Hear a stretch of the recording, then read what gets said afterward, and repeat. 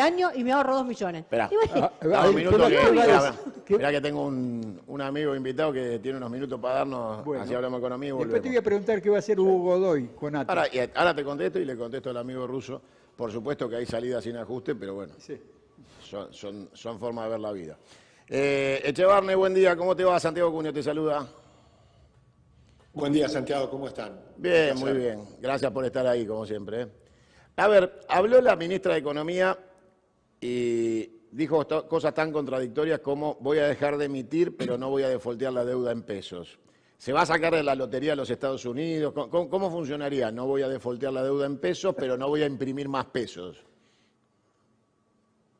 Yo creo que ella trató de hacer un discurso más o menos para quedar bien con el mercado, porque estamos en una corrida, ¿no? O sea, digamos, ahí la gente está asustada, y entonces había que tratar de ver de qué manera se frena la corrida, y hicieron un conjunto de medidas que básicamente lo que está diciendo es que vamos a cumplir con el programa que tenía Guzmán, que va a seguir con lo mismo, que va a cumplir con las metas con el Fondo Monetario, y que de alguna manera se va a sentar arriba de la caja y va a tratar de frenar el gasto inconmensurable, que fue la primera mitad del año. El gasto creció bien por arriba de la inflación y por arriba de todas las metas. Lo que pasa es que todo eso que anuncia, la verdad es que no creo que termine de conformar a nadie, porque no termina de conformar los que creen que hay que hacer una reforma del Estado importante, con reformas estructurales y demás, y tampoco conforma al kirchnerismo, que dice que hay que salir con una especie de plan platita para adelante, que yo creo que eso no funciona, pero bueno, digamos que se queda en la mitad camino de las dos cosas, y el problema que tiene, que va más allá de Batakis, es que es un tema político, ¿no? No hay respaldo para hacer un programa consistente. Entonces se queda en la mitad camino cuando estás en medio de una situación muy complicada y por lo tanto no alcanza. Entonces uno querría que alcance porque uno quiere a la Argentina, entonces vos decís ojalá le salga bien, pero la verdad es que está muy complicada la situación y yo no veo que con estas ideas que están poniendo en práctica cambie la cosa. Realmente muy poco es lo que cambia. A ver, el discurso fue fundamentalmente contradictorio con la realidad económica. Planteó una continuidad, como vos decís, de Guzmán, que genera la duda de para qué se fue Guzmán. O sea, si esto era, ¿para qué se fue Guzmán? O sea, ¿cuál fue el sentido de la crisis política del gobierno para terminar con Batakis diciendo soy Guzmán reforzado, ¿no? O sea, vengo con más Guzmán para ustedes. La presencia... Sí. Dale. No, es tal cual lo que decís, y es así. Entonces uno dice, bueno, y si a Guzmán no le permitían hacer las cosas, ¿por qué se la van a permitir a Batakis? Entonces ahora parece como que se la van a permitir por el susto que tiene, pero nada más que por eso, pero no es un programa con convicción. Pero hay un punto que me parece que es importante. Si no se hace un conjunto de reformas estructurales, vos no podés seguir teniendo una Argentina cada vez más chiquitita. Nosotros tenemos que apostar a que la Argentina crezca. Pero para que Argentina crezca, tenés que tener un shock de confianza muy importante. Y eso requiere no solo un programa consistente, sino también el apoyo político de ese programa consistente. Y yo creo que no tenés ninguna de las dos cosas.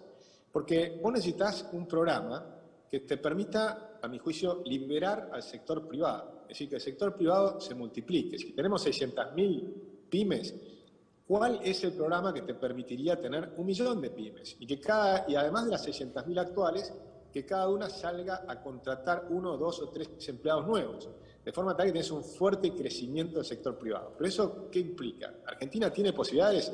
Claro que las tiene, tenemos un montón de cosas para hacer en Argentina, pero tenés un exceso de impuestos, exceso de regulaciones, tenés problemas de las leyes laborales antediluvianas.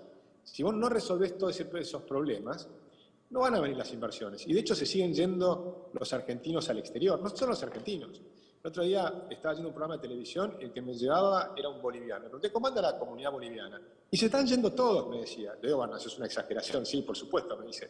No es que se están yendo todos, pero hay muchos que se están volviendo a Bolivia. Es decir, Argentina está, los que vinieron de Venezuela, acá, ahora están diciendo, elegimos Argentina, pucha, pensamos que era un país que salía adelante, ¿no? Es decir, estamos en un país fracasado y creo que la clase política no está a la altura de las circunstancias. O sea, tienen que sentarse y conversar y sacar algo realmente contundente. Hay que cambiar de modelo de Argentina. Esto no funciona y el salto de inflación de este mes va a ser muy alto. Veníamos escalando posiciones de inflación. Ya estamos en una inflación que, si es anualizada, estamos en 3 dígitos. A ver, el combate contra la inflación, Batakis lo refiere a una falsa promesa de no emisión, cosa que no puede hacer. Tiene que emitir por lo menos 2.700 millones de pesos por día para los bancos y 1.500 millones de pesos para los planes, con lo cual, si dice que no va a emitir, no sé qué va a cortar, porque eso tiene que continuarse, por lo menos mientras no anuncien que se terminaron los planes o hicieron un plan Bonex, eso lo tienen que imprimir todos los días. Por el otro lado, anuncia un ajuste de dinero que no tiene, o sea, voy a dejar de gastar lo que no tengo. Con lo cual no se recorta el gasto se mantiene en los niveles del gasto, lo que se hace es cerrar, hipotéticamente, que tampoco va a poder hacerlo, pero cerrar las cuentas con respecto a emitir lo que no tiene. Eso significa básicamente gobernadores e intendentes, con los cuales van a tener que romper un pacto de gobernabilidad que tienen, que se mantuvo en base a plata. Los gobernadores han sido bastante pacientes porque recibieron muchísimo dinero en los últimos 2 años. Si ese flujo se va a cortar, si la obra pública se va a cortar, porque la obra pública también se está financiando con emisión. Entonces, uno dice, bueno, eligieron un discurso ortodoxo y se compraron un problema ortodoxo. Van a tener las calles llenas de gente, van a perder la protección de los gobernadores y de los intendentes. O sea, vamos a ir rumbo a otro factor de inflación o de hiperinflación, que es la inestabilidad política. O sea, no resuelven ni un tema ni el otro. Sí. Mi sensación es que lo que anunciaron, es que no lo va a poder cumplir. Porque cuando dice, por ejemplo, la forma de esta actividad también es bastante oscura, digamos. Pero en principio yo interpreto que lo que va a hacer es los ministerios y las partidas que no cumplieron todas las partidas que tienen la primera mitad del año, no se las van a dar en la segunda mitad del año. Es decir, el que logró hacer más austero en la primera mitad del año, lo obligan a ser más austero en la segunda mitad del año, y al que despilfarró más, le mantienen el despilfarro, lo cual tampoco es muy lógico. O sea, cuando uno hace una reforma del Estado, o de tu empresa, si vos tenés una empresa que está gastando mucho, y cambiás el gerente y viene un tipo que te dice, bueno, voy a poner en orden las cuentas para empezar a crecer, y entonces me voy a preocupar por las ventas, por la ingeniería, pero voy a recortar todos los despilfarros. No tomás las decisiones de esa manera. La decisión que tomás es hacer un análisis por funciones, cuáles son las funciones que tiene que hacer el Estado, la salud, buena educación, buena justicia, buena seguridad, y cuáles son las funciones que no tiene que hacer el Estado, que está haciendo de más, y recorto todo lo que no es indispensable, lo que no tiene que ver con las funciones prioritarias del Estado, pero ¿entendés? Pero no es que yo le doy al que gastó porque gastó y al que no gastó no le doy porque no gastó. O sea, no me parecen cosas muy sensatas. Luego, cuando dice congelar la entrada de gente al Estado, por supuesto que si eso lo hubieran hecho hace 20 años atrás, tendríamos 2 millones de empleados públicos en vez de 4 millones. Pero una vez que tenés 4 millones de empleados públicos, claramente eso no alcanza. Vos tenés que decir, ¿cómo reestructuro? ¿Cómo hago para que la gente pase del sector público al sector privado? O sea, ya tuviste un despilfarro descomunal en cantidad de gente en el Estado y en los 3 niveles, porque lo tenés a nivel de cada municipio, salvo raras excepciones como las de Iguacel, la gran mayoría de los municipios, la inmensa mayoría, han multiplicado el gasto estos 20 años de una manera descomunal. Y no es que mejoraron los municipios, que eso es lo que hay que comprender. La gente mejora trabajando en el sector privado, eso crea riqueza, aumenta la torta y el Estado tiene que hacer bien las cosas que tiene que hacer el Estado, que es brindarte infraestructura, seguridad, defensa y salud, digamos. Tenés que ir a las funciones verdaderas del Estado. El Estado no tiene que ser un empleador. El Estado no tiene que estar, a mi juicio, reemplazando al sector privado. Si hay una recesión y el Estado sale a contratar a los que fueron despedidos, y después viene la expansión y el Estado sigue contratando más gente, estás en el horno. Y eso es lo que estamos en Argentina. Estamos en el horno porque tanto en las épocas buenas como en las malas, el Estado sale a contratar gente permanentemente. Y ahora te dicen, bueno, no voy a contratar más a nadie.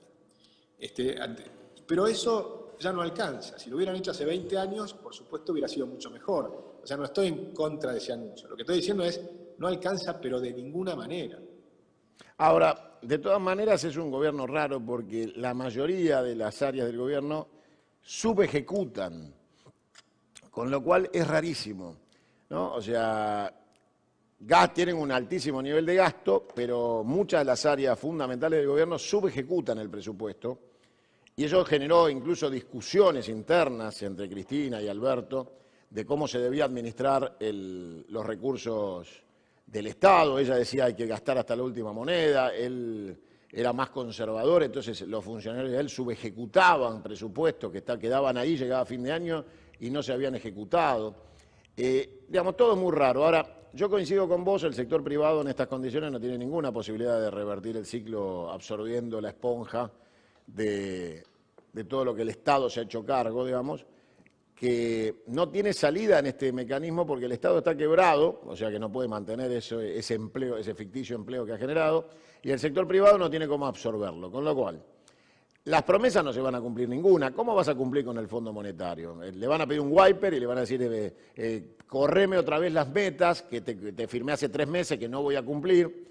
O sea que básicamente para mí los anuncios fueron, vamos a cumplir con el fondo, quiere decir le voy a pedir un wiper. No voy a emitir, quiere decir no voy a emitir más de lo que ya estoy emitiendo, que es un número sideral, imparable e incontrolable, que va a seguir generando inflación. Por el otro lado, anuncia algo muy interesante, y es que ella va a ser la dueña del revalúo fiscal de la Argentina. Eso está bueno, ¿no? O sea, casi ejerciendo como dictadora bananera, como si fuera Costa Pobre esto. Ella le quiere quitar a las provincias la facultad de revalúo fiscal, o sea, quiere pasar por encima de los gobernadores. Quiero ver a los gobernadores ahora, ¿no? Cuando la ministra dice, yo voy a decidir cuánto vale una casa en Pumamarca, ¿no? O un campo en Córdoba. Y se viene entonces, obviamente, un impuestazo, se viene un tarifazo. Y solucionaron el tema de las tarifas diciendo, vamos por zona, vamos por zona, ¿no? O sea, esta vez tampoco van a categorizar nada más. Los sueños esos de que iban a hacer un estudio, digamos, sensato por consumo, desaparecen, vamos por zona. Si el jubilado quedó en el medio de la zona, se jode el jubilado. Finalmente, todo lo que va diciendo se desarma en el propio discurso, pero ¿me explicás por qué algunos medios de comunicación dicen que le cayó bien al mercado si todos saben que nada de lo que dijo se va a cumplir? Ya, yo creo que le cayó bien 5 minutos. O sea, básicamente creo que lo que hubo fue un cierto alivio porque pensaron que podían venir medidas de confiscaciones o cosas más raras. Y la verdad es que no hay nada raro. Pero tampoco no hay nada que va a cambiar la cosa. Por eso hoy mismo el mercado no está teniendo un alivio. El riesgo país sigue en 2.700, el tipo de cambio sigue estando allá por las nubes. Pero lo más grave es que la inflación va a continuar. Sí, claro. Porque este proceso donde vos no frenás como bien decís, va a continuar la emisión monetaria. Pero además, a mismo nivel de emisión monetaria, la inflación se acelera. No necesitas que aumentar la emisión monetaria para que se acelere la inflación. La inflación se acelera porque los comportamientos de ajuste hacia la inflación van cambiando, también se aceleran. Por ejemplo, al principio, cuando empieza la inflación, vos vas ajustando una vez al año los salarios, después los ajustás 2 veces al año, ahora los ajustás 4 veces al año, y algunas personas empiezan a decir que hay que ajustarlo más, porque si tenés una inflación de 8%, en un mes, a fin del otro mes, ya es una locura. O sea, 2 meses podés tener un 16 o 20% de inflación. Entonces empiezan a acelerarse los comportamientos. La gente se escapa más rápido del dinero y al mismo nivel de emisión monetaria tenés más inflación. Nosotros esto lo anticipamos en un video que hicimos en 2014. O sea, esto se sabe, sabíamos que iba a terminar de esta manera, lo alertamos 20 veces. No hay que jugar con fuego. Ahora nos estamos quemando. Esa es la realidad. Y una vez que llegás a esta situación, salir de acá es mucho más difícil que si lo hubiera hecho Macri en el 2016. Por eso nosotros fuimos muy críticos en el 2016, porque ahí todavía había una oportunidad de salir de una manera bastante más razonable, sin tanto costo. Ahora es mucho más difícil, porque no tenés la posibilidad de financiarte, hacer una transición razonable, de toda esa transición que decimos de pasar empleados públicos al sector privado, de los planes sociales al sector privado, de, por ejemplo, bajar impuestos y esperar la reactivación para recuperar la recaudación. Todo eso que podrías haber hecho hoy es más difícil. Pero, por otro lado, es más necesario y más indispensable, porque cada mes que pasa vas a tener más gente bajo la línea de la pobreza, porque la inflación va a estar por arriba de los salarios hasta que hagamos un programa de reformas estructurales muy profundo. Hoy la gran noticia es que Pichichi Scioli se reúne con los supermercadistas para pedirles un acuerdo de precios. En la Argentina nadie costea precios, nadie nada. Después terminan con los controles de precios que están agotados de la década del 50. Después terminan con... De hace 4.000 años, no ha funcionado jamás.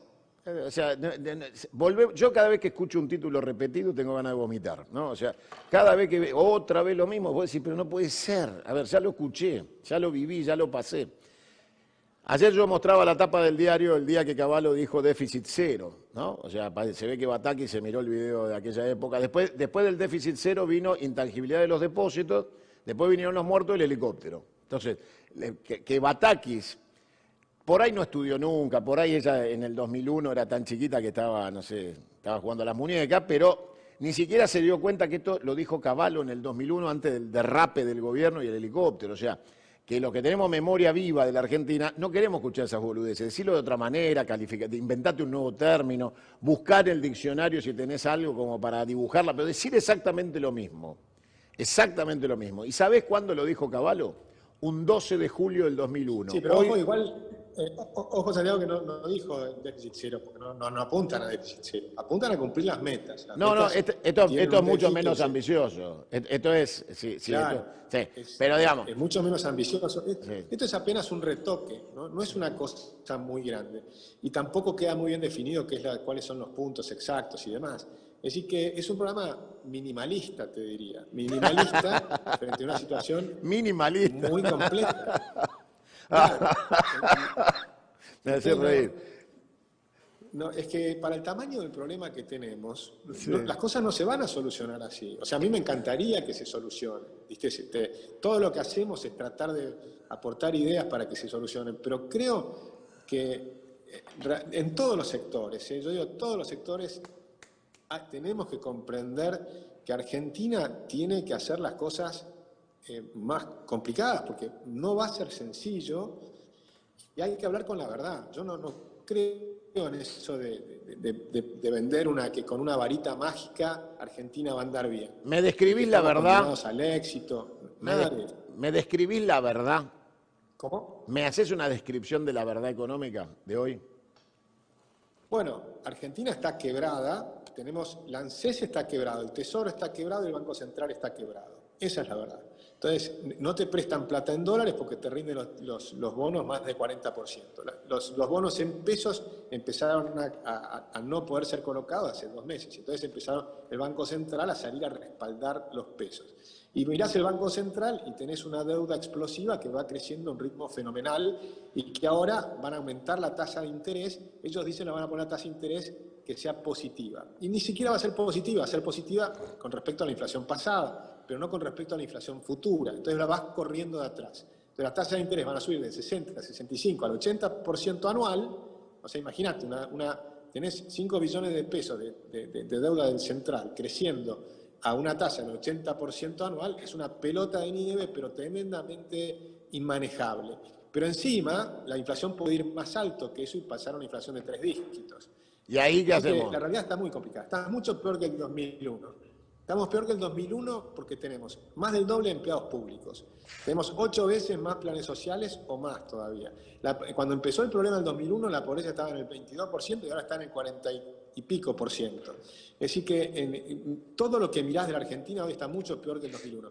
Cuando miramos la educación, en el 2001 estábamos número 1 de América Latina. Hoy estamos en los últimos puestos de América Latina en educación. Es una tragedia lo que está la Argentina. Entonces, yo creo que no podemos hablar más de planes minimalistas. Tenemos que realmente pensar en una Argentina en serio, en un programa de reformas estructurales muy grande y tratar de que todos los sectores políticos acepten que tenemos que cambiar. Argentina no puede seguir en la decadencia tremenda en que está, pues estamos en picada. Esa es la realidad. Sería Batakis, economía minimalista el título. Algo así. Algo así. Bueno, la descripción es muy clara, por lo menos a mí me sirve que lo escuchen de tu boca, porque siempre le digo al público, obviamente tratamos de darle información descriptiva y va coincidiendo en todos los términos. Todos los argentinos inteligentes y formados coinciden en el diagnóstico, aunque difieran en las soluciones. Salvo el gobierno. Sí, y ojo con el tema de la educación, porque ese es un tema, un día si querés, me encantaría ir a tu programa y que hablemos de educación. Sí, Si ¿cómo querés, no? Con todo gusto. porque, la educación es clave, ¿viste? Es importantísimo. Nosotros estamos perjudicando a nuestros hijos y nietos, y ya a los bisnietos, te diría, porque la educación es tan importante y ha colapsado, Y no solo por la pandemia, ya venía muy mal antes de la pandemia. La pandemia fue un desastre total. Pero todos los indicadores de educación son un desastre en Argentina, públicos y privados. Porque hay gente que cree que la escuela de su hijo está bien, pero no es así. La gran mayoría de las escuelas argentinas tienen una declinación tremenda, públicas y privadas. Agustín, ver la foto del supuesto gabinete económico del sábado, alrededor de esa mesa tan imponente del Ministerio de Economía de la Argentina, que fue potencia alguna vez, y ver ese nivel deplorable, ¿no? El jefe de gabinete de la ministra era chofer de Scioli, no tiene estudios de ningún tipo y es el jefe de gabinete económico de la ministra. Fue empleado de Alberto Fernández en 2013 al 2015 en la jefatura de gabinete. Sus antecedentes es ser un puntero buchón de Scioli y de Alberto. Puesto ahí casi como comisario político para contar de qué hablan, ¿no? Y el tipo en la foto aparece con un mate, no con una notebook. O sea, no está sentado en el gabinete económico para hacer un trabajo profundo sobre la economía. Está ahí para llamar por teléfono, después decir que hablaron, quién vino, qué tomaron. Entonces, el tema educativo ya pega en la Argentina, porque estas generaciones medias, digamos, de edad media, ya vienen brutos de cuna, y están llegando a cargos de decisión en la Argentina. O sea, a ver, tenemos un nivel de gobierno hoy deplorable en cuanto a formación académica y capacidades. Sí, te diría que Argentina todavía tiene, las personas que tienen más de 40 años y más fueron educadas por la Argentina anterior. Sí, sí. Por la escuela que funcionaba bien. Sí, sí, estoy de acuerdo. El problema va a ser dentro de 20 años. Sí, sí. O sea, nosotros estamos hipotecando el futuro, porque si estos 20 años se deterioró tanto la educación, los que se están educando ahora, cuando lleguen a cargos de toma de decisiones importantes dentro de 20 años, o 15 o 20 años, ahí va a estar el problema de Argentina. Hoy, por ejemplo, los gerentes en América Latina son muy demandados los gerentes argentinos, porque tienen un muy buen nivel de educación, pero es educación pasada. No es la educación que estamos haciendo hoy. Por eso creo que es muy importante revertir esta situación, pero es urgente. Yo realmente creo que necesitamos poner las barbas en remojo los argentinos, mirarnos realmente al espejo, ver las cosas como son, de verdad, sin fantasías, porque recorres a veces canales de televisión oficialistas y te venden que estamos en Disneylandia. Y creo que eso no suma, creo que eso resta. Hablar con la verdad, mostrar las cosas como son y empezar a proponer cambios de verdad, eso es creo lo que tenemos que lograr. Yo coincido plenamente con vos, para mí es un placer hablar con vos. Creo que ese debate lo tenemos que dar, el de la educación, por supuesto, y tenés pendiente el de la deuda externa, así que siempre hay tiempo, a pesar de las crisis, para ir profundo. Pero digamos que estamos en el país en donde el futuro nos muestra al elegante como ministro de Educación, ¿no? O sea, el futuro está asignado por una catástrofe si tomamos el presente tal cual está. Lo tenemos que modificar, eso no hay duda. Ahora, el gobierno es el único que tiene un diagnóstico distinto. El gobierno tiene un diagnóstico, te describo frente a tu descripción qué cree el gobierno. El gobierno cree que esto es una crisis más, que ya va a pasar, que si bien es gravísima, todos van a tener que colaborar para salir de esto, porque esto ya explotó. Como dijo Cristina, esto es un problema de todos porque los argentinos quieren dólares, entonces la culpa es del argentino que quiere dólar ahorro. Si no demandaran dólar ahorro estaría todo bien, pero bueno, son incorregibles. ¿Qué voy a hacer? No puedo hacer más nada por ustedes. Y en un momento dijo, quieren usar mis reservas para viajar. O sea, ella considera que las reservas del Central le pertenecen. Tiene una voracidad la mujer que hasta el Central es de ella. En esa concepción es imposible acertar cómo operar si parten de un diagnóstico en el cual la culpa es de los demás, ¿no? O sea, el gobierno dice la culpa de Echevarne, La culpa de Cunha, la culpa de la gente. Nosotros hicimos todo bien y la gente somos incomprendidos. Y ahora vienen con esto, que vos sabés que no lo van a cumplir, yo sé que no lo van a cumplir, el Fondo Monetario sabe que no van a cumplir, todos, los bancos saben que no van a cumplir. Cuando todos estamos de acuerdo menos el gobierno, ¿cómo se resuelve? ¿Esperamos hasta el final? ¿Salimos a protestar? ¿Qué hay que hacer para hacer que el que tiene la toma de decisiones entienda que la mayoría del pueblo argentino no comparte su diagnóstico? ¿Qué crees vos que hay que hacer? Porque todos los días lo hacemos desde acá, vos lo haces. Ahora, yo ponía el ejemplo recién, en los Países Bajos, en este preciso momento, que les va un poquito mejor que a nosotros, hasta los bomberos voluntarios se plegaron a la protesta social. Están con los autobombas en las calles protestando. Y no son subversivos. No es una organización terrorista los bomberos voluntarios de Holanda, ¿no? O sea, a ver, algo quiere decir que las sociedades expresan cuando no están de acuerdo, que en la Argentina parece que cuanto peor nos va, menos tomamos posición de corrección. Y cada uno hace lo que quiere. Macri nos estrelló, este gobierno nos estrella. ¿Qué hay que hacer? Bueno, digamos, yo creo en participar, ¿no? Yo invito a la gente, por lo pronto, a afiliarse a partidos políticos y apoyar. O sea que hay un tema muy importante en la política. Si la política en un país se financia de arriba para abajo, el control está de arriba para abajo. Si en cambio la gente empieza a involucrarse en los partidos y financia de abajo para arriba a los políticos, entonces los controlás vos. Yo diciendo, por ejemplo, de la fórmula que está puesta ahora en la Constitución, que los partidos son parte del esquema democrático y tienen que ser financiados por el Estado. Eso para mí es una aberración, como la lista sábana es una aberración, porque la lista sábana te permite que te controlen de arriba para abajo. Yo creo, en cambio, en el sistema de circunscripciones unipersonales. Cuando vos tenés tu diputado, y ese diputado tiene que tener lealtad con los que lo votan.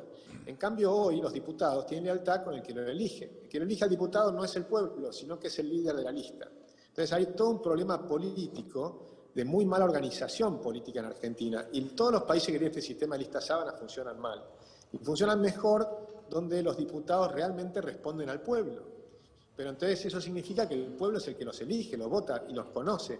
Si vos tenés que nombrar a las 22 personas que elegiste en Capital Federal, ni siquiera lo podés nombrar, nadie los conoce. Entonces finalmente nombrás al número uno de la lista. Yo coincido en el voto nominal. Eso es un problema muy grande. Es decir, ¿cómo? Yo coincido en el voto nominal, por supuesto, en la eliminación del sistema de lista sábana, por supuesto. Eso para mí son temas claves. Yo creo en la participación, creo que hay que meterse. Creo, por ejemplo, en algún momento buscamos, yo junté 500.000 firmas en la calle para eliminar lista sábana con 16 organizaciones de ONGs, ¿no?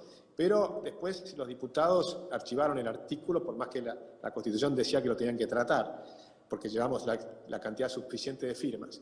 Pero esas cosas hay que seguir participando. Después yo sí creo que la Constitución te habilita a peticionar a las autoridades. O sea que peticionar a las autoridades es un rol que los ciudadanos podemos hacer. Hay muchas formas de hacerlo, juntando firmas, haciendo manifestaciones. Yo lo único que le pido es que las manifestaciones no nos cortemos las calles unos a otros, que tratemos de hacerlas en los momentos donde menos le compliquemos la vida a los demás. Yo no creo, por ejemplo, apoyé en su momento manifestaciones en contra de la 125, por nombrar alguna, pero siempre les decía, no cortemos las rutas, porque no tenés el derecho a interrumpir. Bueno, eso va a pasar mañana o pasado. A las demás personas. Mañana pasado el campo va a volver a la ruta, supongo que estarán a los costados, en las rotondas, pero estamos muy cerca de los piquetes de la abundancia también. Hay como un clima social de tensión, de agotamiento, de paciencia, porque vos decís, y yo comparto, y con esto ya te cierro y te despido. Lo que le falta el combustible, desde ya tienen que quejarse, y que le falta el combustible se va a quejar, es lógico. Lo único que pido es que pensemos en los demás argentinos, porque como todos nos vamos a quejar, todos tenemos motivos para quejarnos, si todos nos cortamos las rutas a los demás, Argentina es un caos total, y eso no creo que no suma. Yo, por ejemplo, creo que te comentaba, ¿no? La idea del protestódromo, como la vi en Santa Cruz de la Sierra, que es ordenar la protesta para que salga en televisión, para que la gente sea escuchada, pero sin cortar las rutas unos a otros. Esa es mi idea. Comprendo que no todo el mundo esté de acuerdo. No, pero está bien, está muy bien plantearlo. Yo te cierro con esto, mirá, si hay algo que no va a ayudar nada a la tensión social es que mañana el juez de la causa de las fiestas de Olivos le dará impunidad al presidente y la madre de su hijo. Y yo creo que lo peor que puede hacer la justicia mañana justamente es coronar la impunidad del presidente y su pareja con respecto a este hecho luctuoso, irrespetuoso y que no me alcanzaría el diccionario para calificar. Y sin embargo mañana la justicia, que es donde deberíamos ir a apelar cuando el Congreso no te da lugar para una norma constitucional del tratamiento de una ley por la cual juntaste las firmas, es la justicia que mañana le da impunidad al presidente. Entonces, estamos en problemas serios, porque no tenés autoridades a las cuales recurrir. Todos esperábamos que la justicia sea ejemplificadora con el presidente, y terminó siendo el lavadero de la responsabilidad del presidente. Entonces, yo creo que mañana se va a sumar más tensión a la economía, a la cuestión social. Mañana va a ser un día tristísimo para la Argentina, cuando salga un fallo que diga, bueno, ya está, el presidente pagó, ya se puede ir a la casa. Y yo creo que todo eso también afecta a la economía. No sé, por ahí estoy equivocado. No, sí, yo, digamos, para cerrar te diría una nota de optimismo. Busquemos, yo creo que estas situaciones que yo creo que es un final de época. Sí, sí, O sea, yo creo comparto. que Argentina va a tener un cambio importante, que vamos a ver cómo se da. Claramente el gobierno va a perder las elecciones. Sí, sí. La pregunta es si va a tener que anticipar las elecciones. Yo creo que es posible que tenga que anticipar las elecciones. Si no logra hacer programas más coherentes, puede terminar, pero eso es parte de las instituciones. Ya ha pasado otras veces sin que haya ningún golpe de Estado ni nada por el estilo. Boris Johnson se fue, ¿no? A veces no. ¿Cómo? Boris Johnson se fue, Inglaterra sigue funcionando. Exactamente, exactamente. Y pasó en Argentina, ¿no? Y pasaron varios presidentes y no pasó nada, y después en su momento llegó Duhalde, después Kirchner. Es decir, estas cosas pueden ocurrir si no toman las decisiones que tienen que tomar. En algún punto se acelera la inflación y son procesos, se aceleran los tiempos, y bueno, entonces al acelerarse los tiempos de pronto no te da para esperar 15 meses. Tenés que hacer cosas antes. Yo creo que ellos lo saben, así es que yo espero que va a haber nuevos paquetes de medidas más adelante y vamos a ver qué es lo que hacen. Así que bueno, estamos en la expectativa de ver qué ocurre y lo seguiremos conversando, Santiago, si te parece. Gracias, Agustín, por el tiempo, un placer como siempre, y te espero acá en el piso cuando puedas para ir más a fondo, tranquilo. Sabés que a mí me gusta que las notas sean largas y que el invitado pueda decir todo lo que piensa con libertad y amplitud. Así que gracias por estar. Un abrazo grande. Hasta luego. Chao, gracias, Agustín. Bueno, Agustín Echevarne, la descripción de él es mucho más acertada que la que da el gobierno, ¿no? O sea, hace una descripción de la realidad. Después, en el diagnóstico de las soluciones, ya cada uno marca diferencias, pero no se puede negar que fue muy contundente y muy claro. La Argentina está quebrada, el central está quebrado, todo está quebrado, con lo cual, ¿de qué boludez habla Batakis? ¿No? O sea, ¿de qué habla? Yo la bauticé boluda al crochet por las flores, ¿no? Esa que se puso. Que me gustó la definición de Echevarne, economía Sí. minimalista. Minimalista. Tomamos una medida por acá, una por allá. ¿Te acuerdas cuando vienen a mi casa? Chiquitas, que no molesten. Que Cuando no vienen sean... a mi casa y ven pocos muebles, le digo, no, soy minimalista. Entonces No, quedó serías bien. una Batakis. Sería una bataque. O sea, ahora el minimalismo, sos una Batakis. Batiquista. Claro, sos una batiquista. Yo, la verdad que no encuentro a nadie que no sea el gobierno que no tenga el mismo diagnóstico. Salvo el gobierno que mira cualquier película y que se sientan frente a la realidad, tienen toda la información a la vista, saben que la chocaron, saben que están al horno, saben que esto no se va a cumplir nada, y eligen mentir de nuevo, eligen mentirle a la sociedad, eligen dibujar la realidad, eligen ocultar la realidad. Es como un médico que tiene un enfermo terminal y le dice, tómate una aspirina. Yo no le voy a decir a este hombre que se está muriendo, pero boludo, por ahí lo operás y se salva. No, bueno, ya está, que disfrute sus últimos días. Pero boludo, ¿no lo vas a tratar de salvar? Y no, ¿y para qué? ¿Por qué le voy a decir que no? Le damos aspirina, Yo le creo que decimos que ni siquiera son disfrute, que se vaya a pasear con los hijos. Pero boludo, lo podés salvar. Decirle la verdad y que decir